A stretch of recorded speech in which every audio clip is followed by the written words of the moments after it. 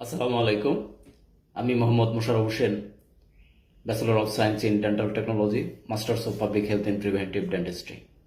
আশা করি ভালো আছেন। দাঁতের বিভিন্ন সমস্যা প্রতিকার এবং প্রতিরোধ বিষয়ে যে ধারাবাহিক আলোচনা, তারই অংশ হিসেবে আজকে আমি আপনাদের একটি কমন সমস্যা নিয়ে আলোচনা করব। দেখেন তো সমস্যাটা আপনার আছে কিনা। সমস্যাটা হচ্ছে যে দাঁতের গোড়া, দাঁতের মাড়ি ফুলা, দাঁতের মাড়ি দিয়ে রক্ত আসে, ব্রাশ করলে রক্ত আসে, ঠান্ডা পানি খেলে পরে শিরশির করে, গরম পানি লাগলেও শিরশির করে, মিষ্টি লাগলেও শিরশির করে। এই ধরনের প্রবলেম আপনারা ফেস করছেন কিনা। যদি এই ধরনের সমস্যা থাকে তাহলে আপনারা এই আলোচনাটা শোনেন। আলোচনাটা শুনলে আশা করি আপনাদের অনেক উপকার হবে। দেখেন যে আমাদের জামি যদি ফুলে যায়, জামিটা যদি ফুলা থাকে, জামি মারি দিয়ে যদি রক্ত আসে, তাহলে আমরা এটা প্রাইমারি, এটা আমরা বুঝি যে এটা প্রথমত আমরা ধারণা করি বা আমরা বুঝি যে এটা মারির একটা রোগ, মারির একটা ইনফ্লামেশন প্রধান, সেটা হচ্ছে জিঞ্জিভাইটিস হয়েছে।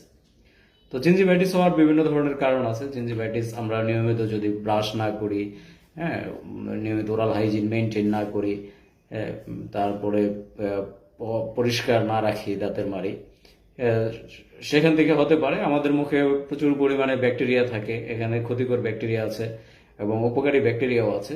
যে সমস্ত ক্ষতিকর ব্যাকটেরিয়াগুলো আছে এগুলা এই আমাদের মুখ অপরিষ্কার থাকলে বা নিয়মিত ব্রাশ না করলে, পরিষ্কার না করলে এই ক্ষতিকর ব্যাকটেরিয়াগুলো আক্রমণ করার ফলে আস্তে আস্তে মাড়িতে ইনফ্লামেশন হয়, ফুলে যায়। তো আস্তে আস্তে এটা মাড়িটা অনেক দুর্বল হয়ে যায়, দাঁত থেকে দাঁতের যে অ্যাটাচমেন্ট আছে এটা থেকে ছেড়ে যায়। ছেড়ে যাওয়ার ফলে হয় কি, আস্তে আস্তে এটা দুর্বল হয়ে যায়, ফুলে যায় এবং এখান থেকে রক্ত আসে। তো রক্ত আসে এবং ফুলে যাচ্ছে। আবার দেখা যাচ্ছে যখন মাড়িটা দাঁতের থেকে ছেড়ে যাচ্ছে, তো দাঁতের এবং মাড়ির যে অ্যাটাচমেন্ট পয়েন্ট আছে, সেখান থেকে যখন দাঁতটা ছেড়ে যাচ্ছে, মাড়িটা ছেড়ে যাচ্ছে, ওইখানে যখন পানি, ঠান্ডা পানি বা গরম পানি বা মিষ্টি জাতীয় কোনো কিছু লাগে, তখন আমাদের এইটা শিরশির করে।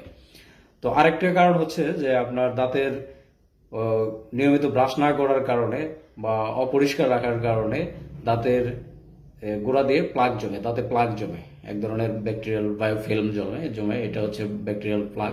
এই প্লাগটা জমে আস্তে আস্তে মাড়িটা ক্ষয় করে দেয় এবং এই প্লাগটা আস্তে আস্তে ক্যালসিফিকেশন হয়, এটা একটা ক্যালকুলাস বা পাথরে পরিণত হয়।